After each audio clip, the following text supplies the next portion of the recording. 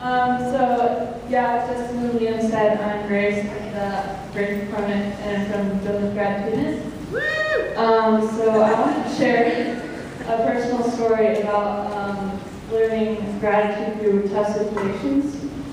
So this summer, in the middle of June, I spent a week in the hospital with a burst appendix. I'm normally a pretty healthy person, so this was a completely new experience for me. When I first got sick, my entire family assumed it was just a stomach flu. I spent several miserable days at home without getting better. I exhibited all the signs of appendicitis except for the key one, which is localized pain in my right side. Because of this, none of us knew what was wrong with me or that I was dangerously sick. In fact, we probably wouldn't have even gone to the hospital if it weren't for my friend Micah's mom, who's a nurse and advised us to go in. Even when we went to the ER, the doctor said it was very unlikely that I had appendicitis. But he suggested we do a CAT scan just in case, since my blood test levels were high and my parents were concerned. The test came back with shocking news. Not only did I have appendicitis, but my appendix had already burst 2 days ago. I'm not sure how close I was to sepsis, since the doctors never told me, but I get the feeling that I was pretty close. In this moment, I felt an abundance of gratitude for my life, which I so often take for granted. We so easily could not have gone to the hospital or not gotten the CAT scan. I see now that God directed my family in the midst of a very dangerous situation. I had a successful surgery the next day, and with a lot of antibiotics and a whole lot of prayers, I recovered quickly. I think God was very gracious in helping me to be grateful throughout the grueling week that followed. I can tell you that a hospital is not a pleasant place to be, to state it mildly. I think under normal circumstances, I would have been much more inclined to complain. But when doctors have just saved your life, you have little to complain about.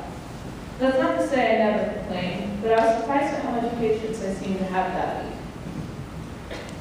I felt equipped to endure the endless rounds of shots and nurse visits and constant stomach ache. In fact, the thing I felt least patient about was not the pain, but the lack of food.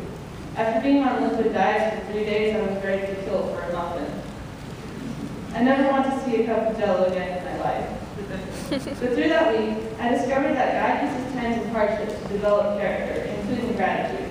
Gratitude was more of something I learned that week, a character trait that was developed in me, not one that I developed myself.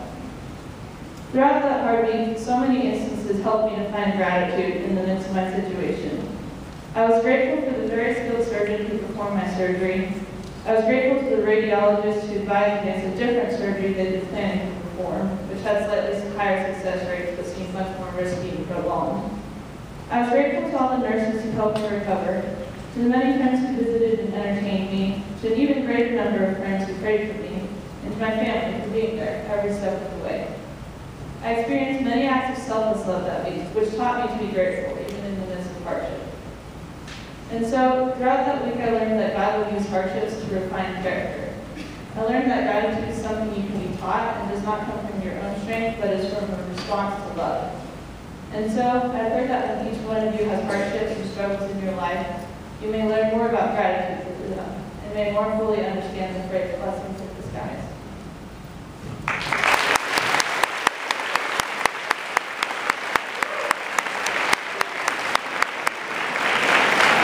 Thank you, Grace, for that wonderful story. So now, our speaker was voted to be the most likely to wear pajamas into school in 11th grade, and also graduated from Liberty Pond High School in 2015. During her time here, she could be found warming the bench on the high school soccer team, stretching herself to get among leadership roles. Mr. Schaefer calls her Miss Wagner, Tulis calls her E-Wags, but you probably know her as Davis's and Cole's sister. Please welcome Miss Evelyn Wagner.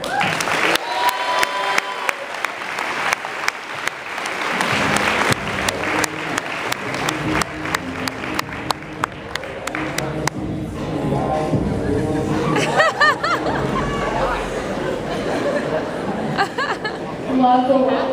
So fun. Alright, so as the boys said, my name is Evelyn Wagner, and I graduated from here in 2015. After that, I spent 4.5 years at a small school in Kansas studying accounting, finance, and theology. I graduated from there just last December and am now living at home with my parents, my 4 little brothers, and our 2 And if you guys take nothing else from my talk today, I want you to realize that you can go to a small, no-name school, graduate in 4.5 years, move back home with your parents, and Liberty will still think highly enough of you to come back and give a speech.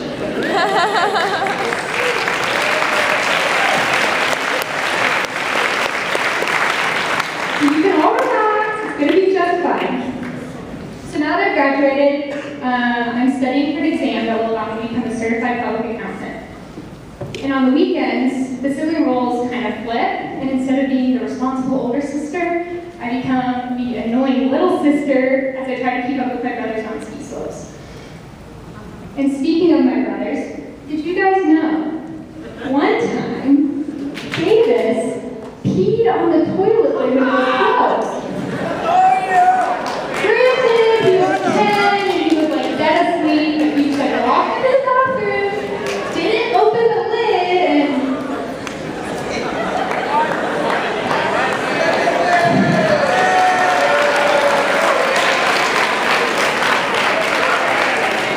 so that had nothing to do with my speech. I just couldn't pass up an opportunity to tease my little brothers. I try to think of something to tease Cole, but I mean, you can just look at his hair. I don't really have something.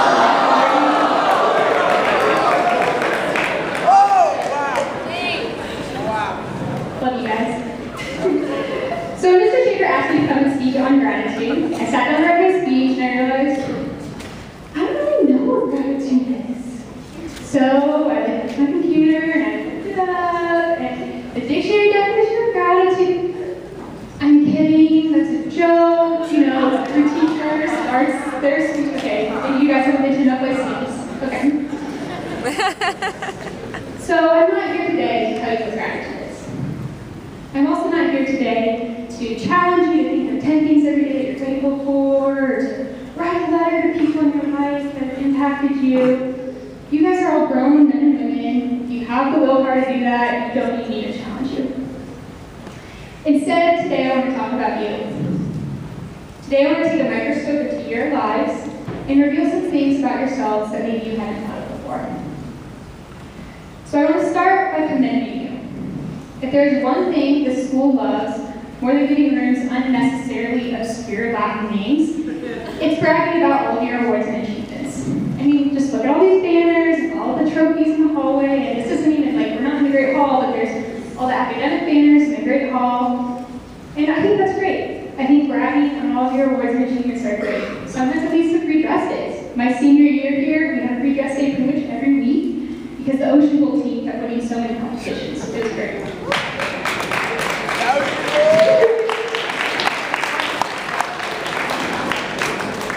So these awards, they're well deserved. I went to school here. I know how hard it is. I was homeschooled before I came to Liberty in 9th grade, but unlike the stereotypical homeschooler, I was cool, mildly athletic, and not a genius. So I got enrolled in all the easy classes, but even the easy classes at the school are really hard. Each teacher thinks they're giving you an appropriate amount of homework, but when you add it with all of your sports, your leadership, your volunteer experience, you basically have no life.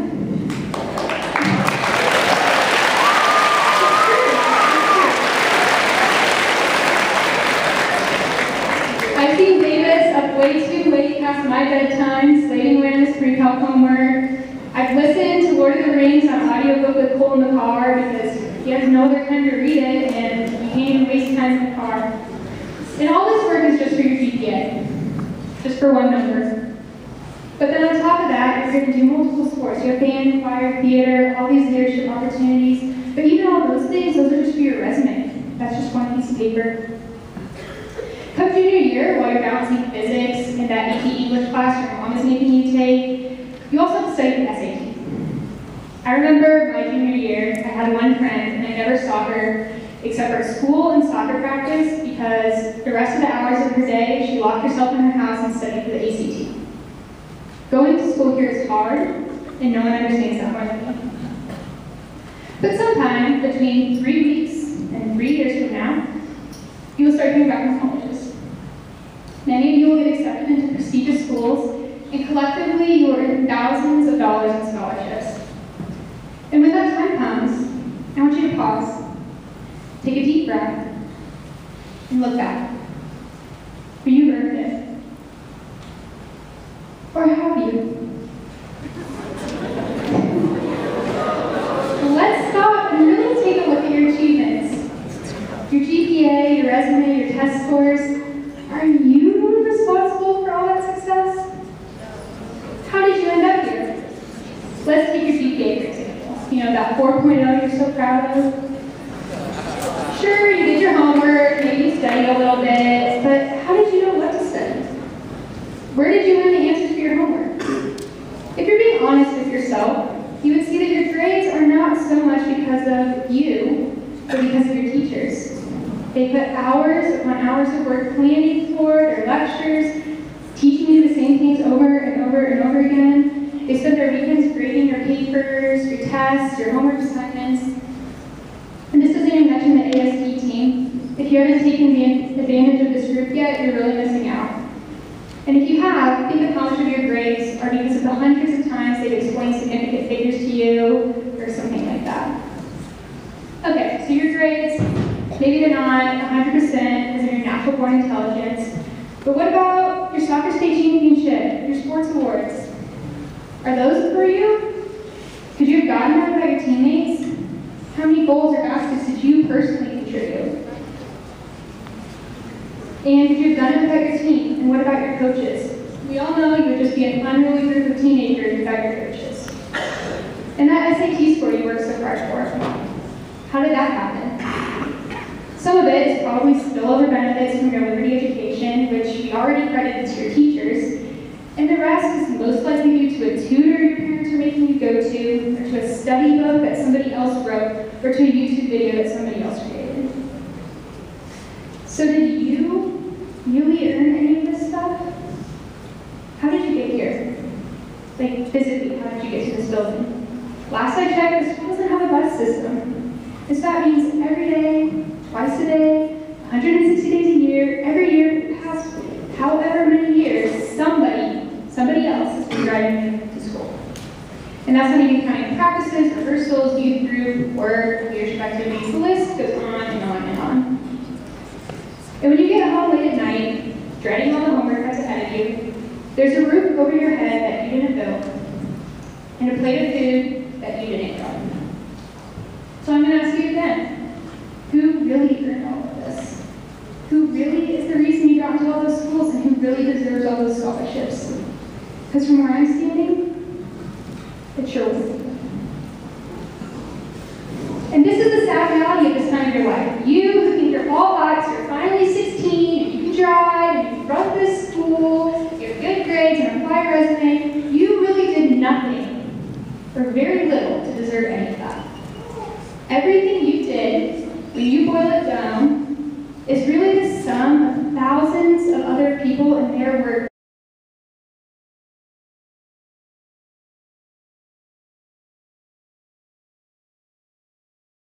Even when you could give nothing to her. So why would anyone do all this anyways? Why would anyone give so freely and receive so little in return? The answer, my dear friends, is love.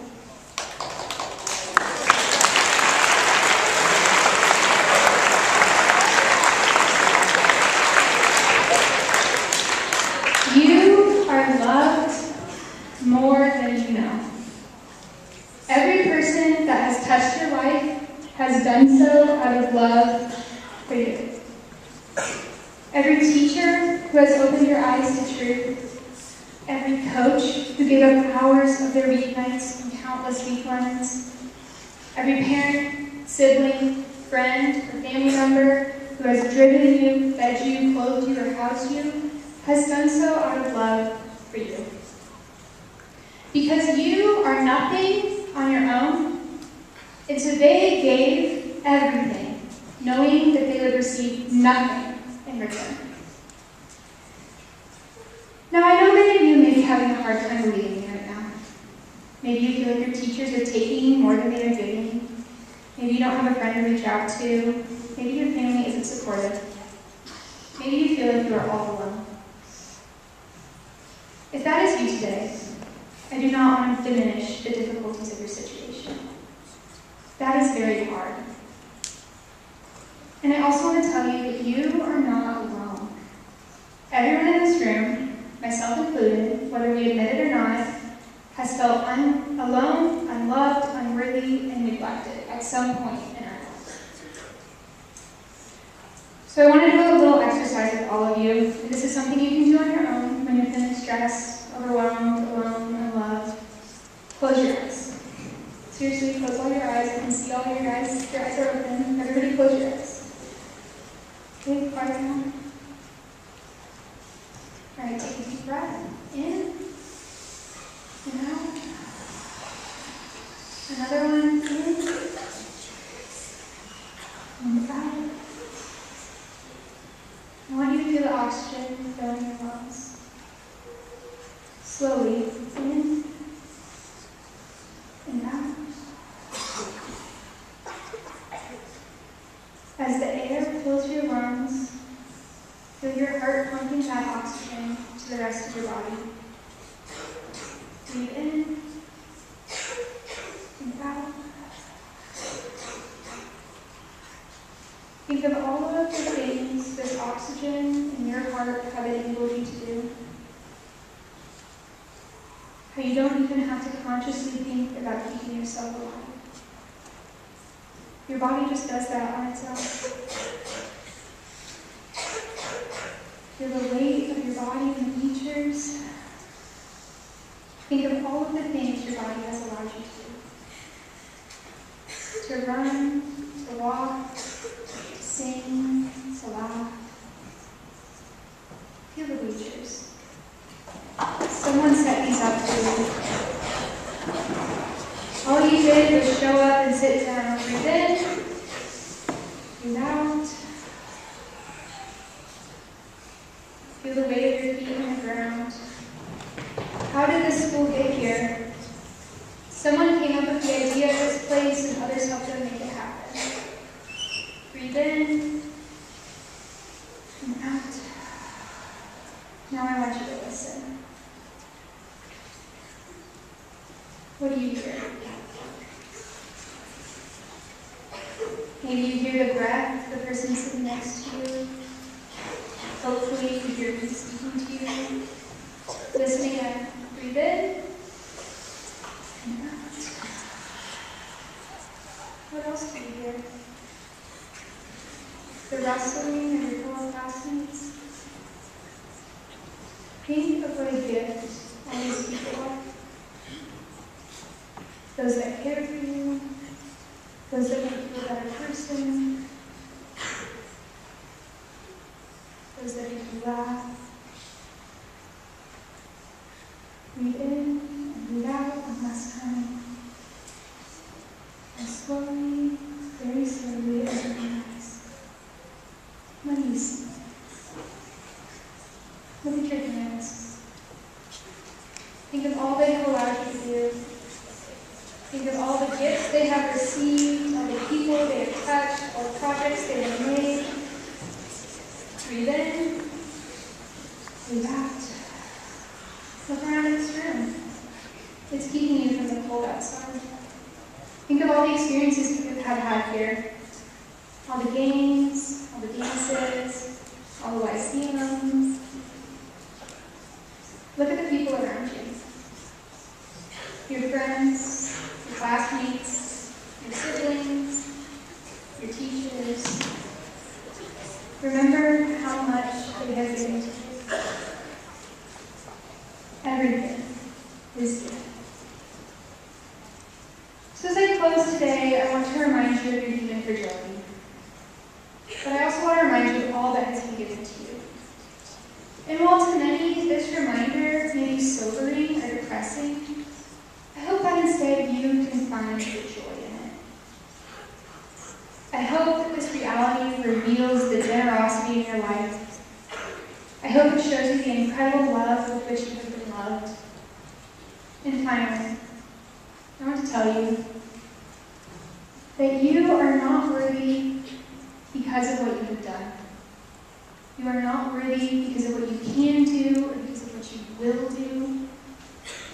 You are worthy because of who you are, because of whose you are. Thank you.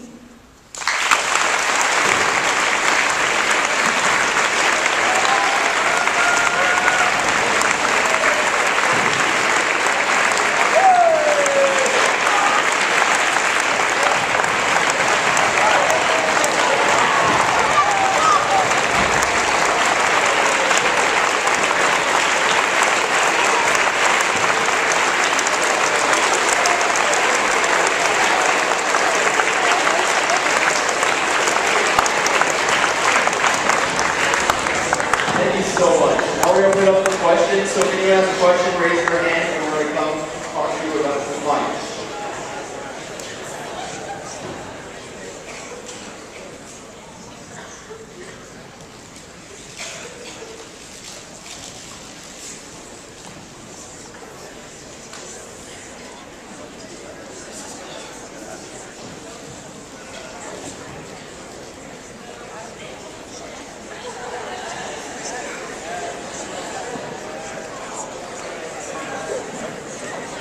All right, I've got one. Ready? How did you get through time when people told you you weren't good enough? That's a good question. That's a hard place to be. Sometimes that happens, whether it's somebody personally telling you that, or whether it's like you get a bad grade on a test, or you don't get elected for a certain role, or like sometimes that happens as part of life. And I think for me, a story I can tell is I ran for school captain when I was here my senior year, and I got beat out by a kid who just ran because he wanted to win and not because he really cared about the role. And that was really hard because it makes you feel unworthy. And when all your friends, my least favorite thing about Liberty is going to awards night because all your friends get all these awards and you just sit there and stand up when honor roll's called or attendance or something lame like that. So it happens to all of us. And I think the best way to get through it that I found is just kind of like what I said today, like remembering the gift that everybody has given to me and the gifts that I can give to others, and not focusing on like awards or achievements, but instead focusing on what's been given to me and like how beautiful our life is. Like every single one of us, no matter if you have a whole family or a broken family, no matter if you are the smartest one in the class, the lowest one in the class, we all have been given something. We've all been given a beautiful life, and even this school, like, I know you guys are tired of hearing of this, but the farther you get away from this school, the more you'll realize how good it is. And so you are worthy because all these people are giving things to you. And you are worthy because you are loved, and not because of anything you've done, but because the sum of everybody else's love for you. So that's how I get through it. Just focus on all good things and all the bad things. If nothing else, I'm here today telling you these things because I love you. Most of my friends won't touch this place with a 10-foot pole, mostly because they're afraid of getting written up for dress code. But I came back because I wanted to talk to you guys and tell you that.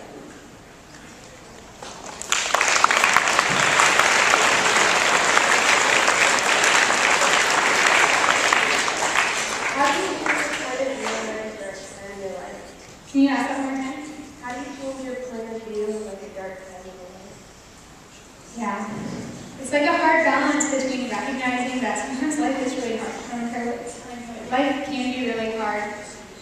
And I don't know, I guess I give you the same answer that I gave first. Like focusing on the gifts you've been given and focusing on the positive things. And that doesn't mean shutting down all of like your hard emotions like pain and sadness and anger. Like share those with a friend who's close to you or a parent or a mentor and like process through them properly. But then after that, recognize like that there's somebody that you can talk to or the good things in your life, and know that it'll pass. Like sometimes I like to think of the hardest times in my life, like junior year, and then I just remember, okay, I came out, and like thousands of other people have come out of this too, and so let's not do that. Always have hope. What's the hardest thing you faced in your life? Oh wow, that's a good question.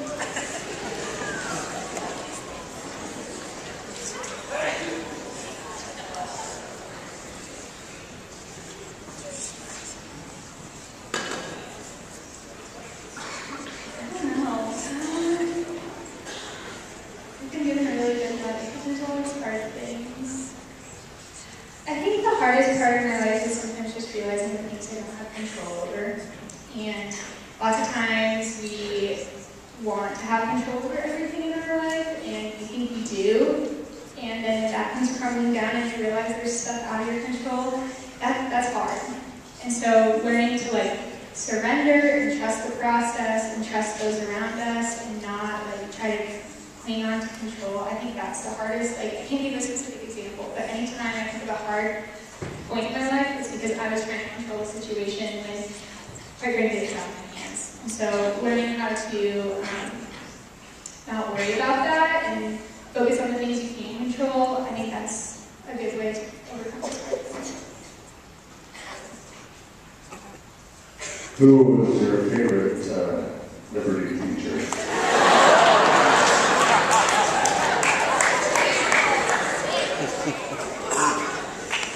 I'm trying to think of a good response.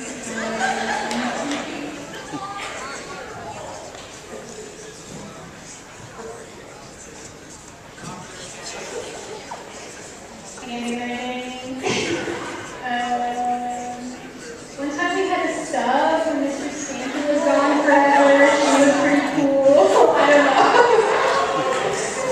All the teachers here are really great, and they all love you a lot. So even if they give you a lot of homework, you think they're really hard for doing it because they love you, even if you're busy.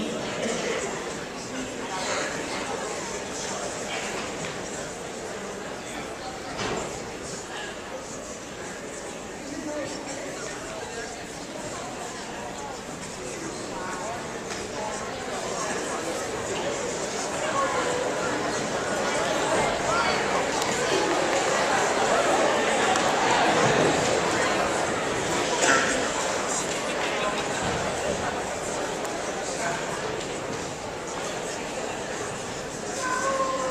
I'm just really glad nobody's asked me to do their taxes yet.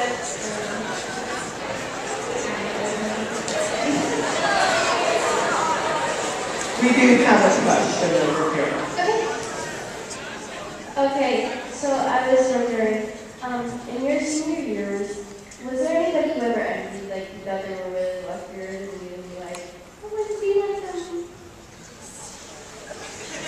So people talk about like the three like root sins. There's like pride, envy, and lust, and mine is oftentimes envy. I struggle with that a lot. And it's hard. It's hard to be like, sometimes I would think, oh, like, I don't really care if that person got whatever award they got. Like, I just wish, like, it's not that I wanted it, but I just don't want them to have it because then I'm equal again. And that's like a horrible thing, and I'm like kind of ashamed to even be in that.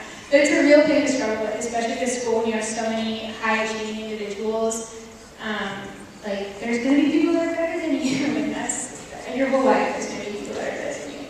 And so I think, yes, that is something I struggled with my senior year. That's something I still struggle with today. But what I would say to that is trying to just, and I'm not very good at this, but I try to turn it and be grateful for those people because your classmates here that are so high achieving are the reason that you are high achieving. Because the culture here at Liberty like keeps you working hard, it keeps you getting good grades, and like I know personally I'm not internally motivated enough to do that on my own. And so like yes, I'm jealous and envious of my friends who got into better schools than I did, but I'm also super grateful that they were here and they helped me with my homework and they encouraged me and were like just a really good greenhouse for me to grow in. And yeah, and and sometimes you'll get out in the world and you'll be better than other people and they're going to be envious of you. And it's just life, and you just have to learn how to find the best in it.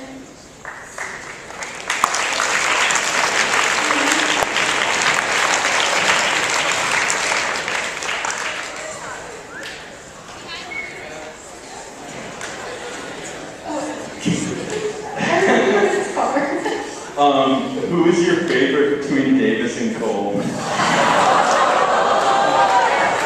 wasn't prepared for that question. I thought one of them was going to ask it, but yeah, that's a good question. Let's see here. Well, Cole did dress up for me today. Cole, you want to stand up, show everybody that? Oh, that was really nice.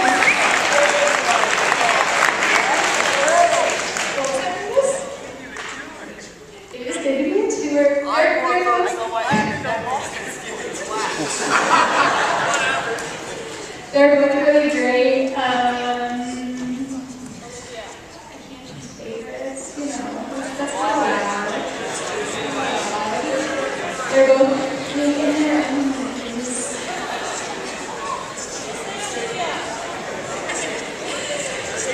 Probably JP.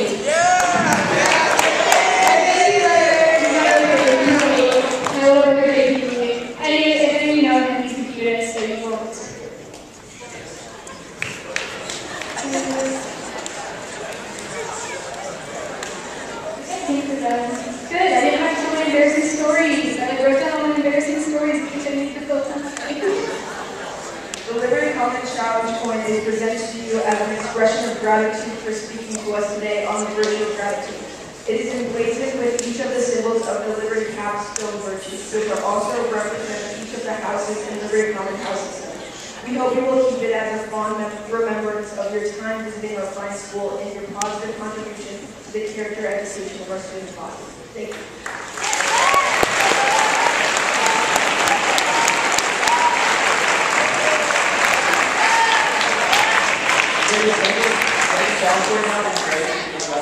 Yeah, so they gave us one of these at graduation, and I'm not going to say who, but somebody told me if I get 3, you're going to take me on vacation. All expenses paid to Bahamas, yeah? Yeah, that's what they told me. If I get 3, I can earn We get one more round of